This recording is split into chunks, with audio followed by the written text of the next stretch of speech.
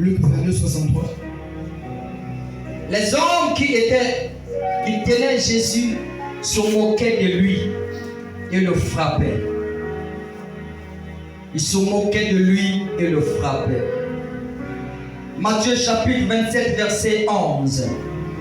Matthieu 27, verset 11 à 14. Les hommes qui tenaient Jésus se moquaient de lui. Matthieu 27, verset 11.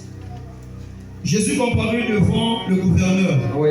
Le gouverneur l'interrogea en ces termes. En ces termes. Es-tu le roi des Juifs? Es-tu le roi des Juifs? Jésus lui répondit. Oui. Tu le dis. Mais il ne répondit rien aux accusations des principaux sacrificateurs et des anciens.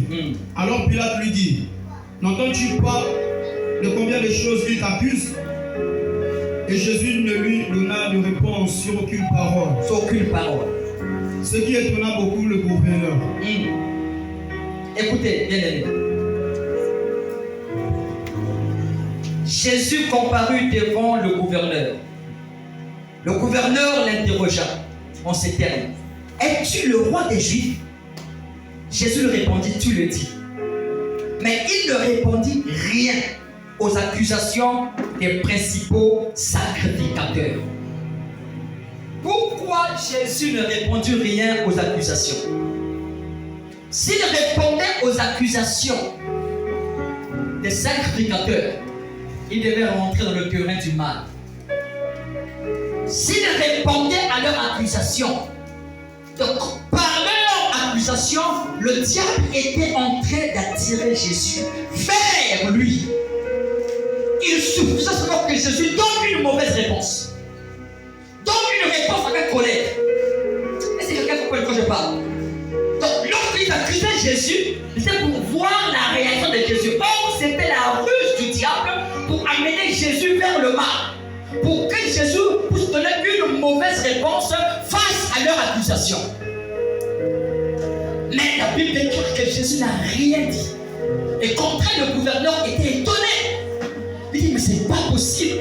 On t'accuse de la sorte, tu ne réponds rien. La Bible déclare que le gouverneur était étonné. Mais nous, aujourd'hui, les chrétiens, les enfants du Seigneur, nous sommes devenus prompts à la colère. Tellement rapides à la colère. Tellement rapides à certaines réactions. Parce que tu ne veux pas qu'on puisse te pointer du doigt. Tu ne veux pas qu'on puisse te critiquer. Tu ne veux pas qu'on puisse être outragé. Tu ne veux pas qu'on puisse te maltraiter. Tu ne veux pas qu'on puisse t'insulter. Et surtout à cause du Seigneur. Mais écoute ce que la Bible dit. Lis-nous Matthieu chapitre 5. Matthieu chapitre 5, le verset. Matthieu 5, rapidement, le verset 11. Matthieu 5, 11. Heureux serez-vous. Heureux serez-vous. Lorsqu'on vous outragera. Lorsqu'on vous outragera. Qu'on vous persécutera. On vous persécutera. On dira faussement de vous. Et on dira faussement de vous. Toutes sortes de mal. Toutes sortes de mal. À cause de moi. À cause de moi. Reprends, on va doucement. Heureux serez-vous. Heureux serons-nous. Nous. Lorsqu'on nous. Est-ce que nous là tu es dedans aussi? Amen. Tu es là dedans? Amen. Heureux serons-nous. À quel moment? Lorsqu'on nous outragera. Lorsqu'on va nous outrager. Qu'on nous persécutera. Lorsqu'on va nous persécuter. Et qu'on nous dira faussement. Lorsqu'on dira faussement de nous. Faux, c'est-à-dire on donnera un mauvais rapport. On donnera des fausses accusations à ton sujet. La Bible dit tu es heureux. Tu es heureuse. Est-ce que quelqu'un comprend ça?